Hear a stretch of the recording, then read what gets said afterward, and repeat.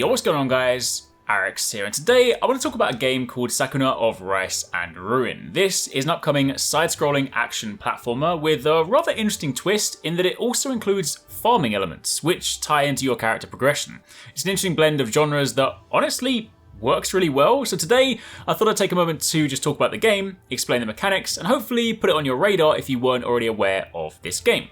I also do want to take a moment to very kindly thank Marvelous and Xseed for sponsoring this video and giving me a chance to go hands-on early. And just to be clear, while this is a sponsored video, this game was already on my radar. So much so that before this video, I already have the collector's edition pre-ordered for Nintendo Switch. This reminds me a lot of, say, the Vanillaware games like Muramasa the Demon Blade, Dragon's Crown, etc. And that's a good thing. I love my side-scrollers and this one ticks all those boxes for me. For those of you interested, the game comes to Steam on November the 10th and PS4 and Nintendo Switch on November the 20th. But what exactly is SAKUNA of Rice and Ruin? Well, to set the scene, you take on the role of a character called Sakuna, who once enjoyed the life of leisure and luxury amongst the royalty in the Mihashira capital, among the gods. Only one day, an encounter with some humans, the children of men they call them, caused her world to quite literally get flipped turned upside down like the Fresh Prince, only just without the spinning chair. Long story short, she's then been sent to the Isle of Demons with those humans to basically right her wrongs. Her goal is to secure a foothold on this demon-infested island, root out the hordes of demons that plague the land, and then find a way to look after the humans, which is partly where the farming comes in. Now, just before I go any further, it's worth noting, this game was made by 2 people. 2. That is insane. A 2-man team at Edelweiss put this together, which is just mind-boggling. But anyway, back to the game. So at its core, the game is a side-scrolling action platformer. You have basic moves, which you can then combo to take down your enemies and juggle them. You have the ability to grapple to areas on the level and to enemies, which you will use evasively to get behind them and set them up for some powerful attacks. And you also have special moves, which you'll unlock as you progress through the game. One of the main sayings in this game is that rice is power, which is just kind of awesome. I mean, rice is great.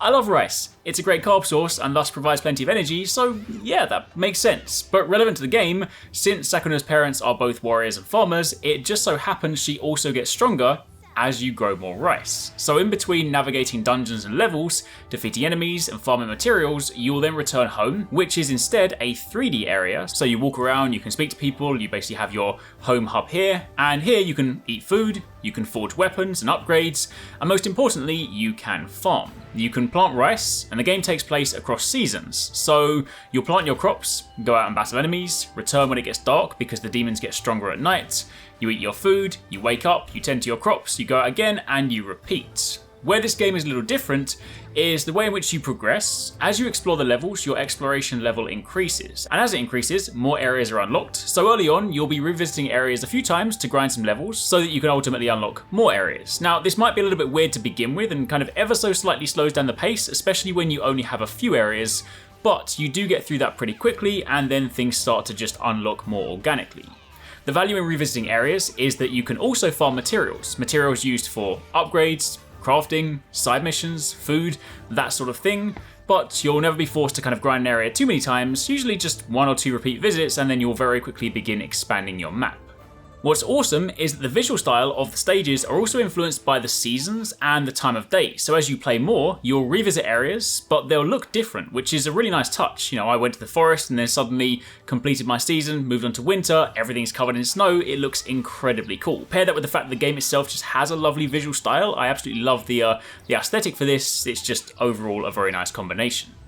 But let's talk about combat for a second, because this is an action platformer, and combat is incredibly good fun. Early on, it's pretty simple. Light attack, heavy attack, 1 or 2 special moves and you'll grapple, but even with this, you can do a lot. Directional inputs will influence your combat, so you'll go from launching enemies into the air to juggle them, slamming them into the ground to damage other enemies. You'll then be juggling them in boss encounters to deal more damage to the boss, frequently zipping around the screen to dodge incoming attacks. It's a game where you're literally on the move all the time.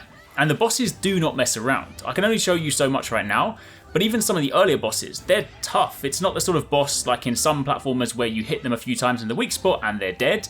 These bosses have hefty health bars, so boss fights are a combination of combat skill and endurance. Of course, on your journey, you can also unlock outfits, craft new weapons, earn new skills, and just in general become more powerful. But I've been having an absolute blast with this so far. The fact that it also takes inspiration from Japanese mythology later on in the game with some of the demons and gods you fight is also something relevant to my interests, so yeah, honestly, I'm having a lot of fun with this game. If you've played games like Muramasa the Demon Blade, Dragon's Crown, or if you're speaking more about the farming aspects of the game than games like Story of Seasons or Rune Factory, then there may well be something here for you. But for the time being, that was a quick look at Sakuna of Rice and Ruin. I'll leave you with a little bit of a boss battle to round this out, but if you have any questions, drop them down below, and as always, keep it locked for plenty more.